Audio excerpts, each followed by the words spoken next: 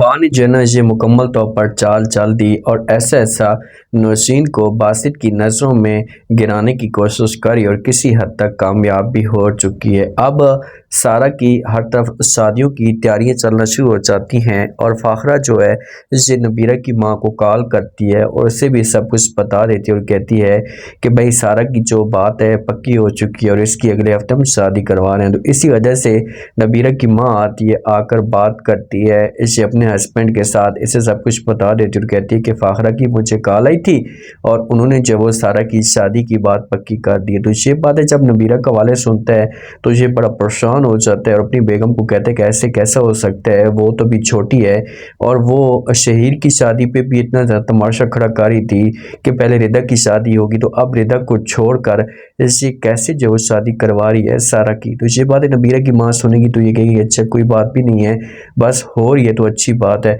जो नबीरा होती है ये सारा को कुछ गिफ्ट भी देती है, आकर जब वो इसे खुश भी करती है और सारा बहुत ज़्यादा खुश होती है। लेकिन रिदा के चेहरे के ऊपर जब वो थोड़ी सी उदासी होती है कि आखिरकार सारा की शादी हो रही है, मेरी शादी नहीं हो रही है। वफा जो होती है ना ये अब चाल पे चाल चल रही होती है। ड्राइवर जाता है वफा को लेने के लिए तो वफा तो चुप कर खड़ी हो जाती है। इसकी तो चाल थी कि बासित मुझे लेने के लिए आएगा, तो इसी वजह से जब ड्राइवर घर में जाता है तो जाकर नौशीन मैडम को बता देता है। नौशीन बड़ी परेशान हो जाती है और ये बासित को कॉल करती है, बासित को कहती है कि जो वफा है ये वहाँ पर मौजूद नहीं थी। परेशान होकर बात करती है नौशीन। तो आगे से बासित जो होता है ये समझाने की कोशिश करता और कहता है कि देखो वहीं पर आसपास मौजूद होगी, ड्राइवर को नजर नहीं आ रही होगी। तो ये बातें जब वफा सुनती है तो ये कहती है कि नहीं ऐसी कोई बात नहीं है, ड्राइवर ने वेट भी किया था लेकिन वो वहाँ पर मौजूद नहीं थी। अब जो वफा है ना ये लाजमी तौर पर बासित के साथ रब्ता करेगी या बासित खुद इसके साथ रब्ता करेगा, तो सब कुछ ऐसे बता देती है, इसके सामने नाटक करना शुरू कर देती है और कहती है कि मैं खड़ी रही लेकिन ड्राइवर आया तक नहीं है, अब मैं अकेली हूँ, मुझे समझ नहीं आ रही कि मैं कैसे जाऊँगी। तो आगे से बासित जो गशिन वफा को जवाब देकर और कहकर अच्छा ठीक है आपको परेशान होने की कोई भी जरूरत नहीं है, मैं आ रहा हूँ आपको लेने के लिए। जब ये पहुँचेगा वहाँ पर लेने के लिए तो जो वफा होगी ये बड़ी खुश होगी और ये बासित का शुक्रिया अदा करेगी कि शुक्र है भाई तुम यहाँ पर आ गए, अगर तुम ना आते तो पता नहीं क्या से क्या हो जाता। तो ये बासित को अपनी तरफ मरकूज कर रही है कि बासित की जो तवज्जो है इससे मेरी तरफ होगी तो ऐसा ऐसा बासित को मैं अपने जाल में फंसाऊंगी। अब ये घर के अंदर जाती है ना तो जो नौशीन की साड़ी होती है ये वो पहनती है और वहाँ पर जब वो डांस वगैरह करना शुरू कर देती है तो जब नौशीन देखती है इसे तो नौशीन को बड़ा गुस्सा आता है और ये गुस्सा करना शुरू कर देती है।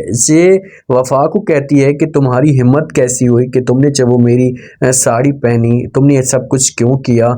जब इसके ऊपर प्रेशर डालती है तो अचानक से जो नौशीन की हालत होती है इससे ख़राब होती है। जब नौशीन की हालत ख़राब होती है तो नौशीन वहाँ पर जो ज़मीन पे गिर जाती है। जब ज़मीन पे गिरती है तो बासित जो होगा ये सारा का सारा माहौल देख लेगा।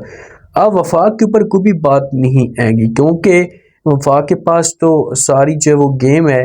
तो जब इसका बच्चा ज़ाया होगा और नौशीन का लाजमी तौर पर बच्चा ज़ाया होना और जब होगा तो फिर बासित जो गशी नौशीन से मुकम्मल तौर पर बसन रहना शुरू कर देगा। इसकी जो सोच होगी इसे वफा की तरफ जाना शुरू कर देगी। रिदा के पीछे लड़का पड़ा हुआ है लेकिन रिदा जो होती है इसे लिफ्ट नहीं करवा रही है, इसे इनकार कर देती है, बार बार ऐसे कहती कि तुम मेरे पीछे क्यों आ जाते हो, मैं जहाँ पर भी जाती हूँ तो मेरे पीछे पीछे होते हो, आखिरकार तुम्हें मसला क्या है। लेकिन अब रिदा को इस बार में सोचना चाहिए अगर लड़का इसके साथ सीरियस है तो ये इसी को एक्सेप्ट कर ले तो इसके लिए अच्छी चॉइस है।